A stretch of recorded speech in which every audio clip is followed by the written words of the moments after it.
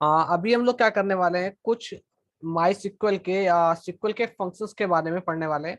सभी database server में अलग अलग फंक्शन होते हैं, बस कुछ कॉमन रहते हैं। सिक्वल क्योंकि कॉमन लैंग्वेज है तो वो लगभग कॉमन रहते हैं, लेकिन सभी डेटाबेस सर्वर के अकॉर्डिंग अलग अलग भी होते हैं।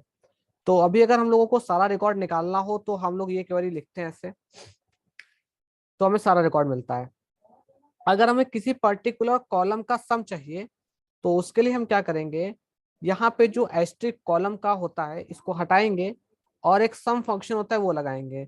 इस सम फंक्शन में हमें एक कॉलम का नाम देना होता है कि हमें कौन सा कॉलम का सम करना है। तो मान लो हमें क्वांटिटी करनी है तो हम क्वांटिटी लिख देंगे, तो यहाँ पे क्या करेगा वो क्वांटिटी कॉलम का टोटल सम करके दे देगा।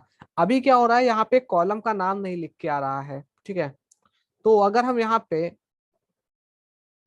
स्पेस देख के एज लिख देंगे और लिख देंगे क्वांटिटी ऐसे, या कुछ भी नाम दे सकते हो आप, ऐसा कुछ भी, ठीक है।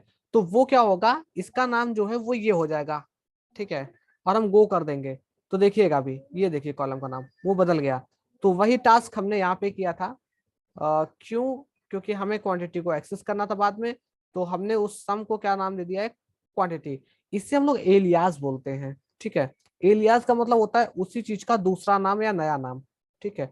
और ये टेम्परेरी होता है, परमानेंट नहीं होता है। सिक्वल जब तक चलेगी तभी तक ही रहेगा, वरना ये चेंज हो जाता है, ठीक है।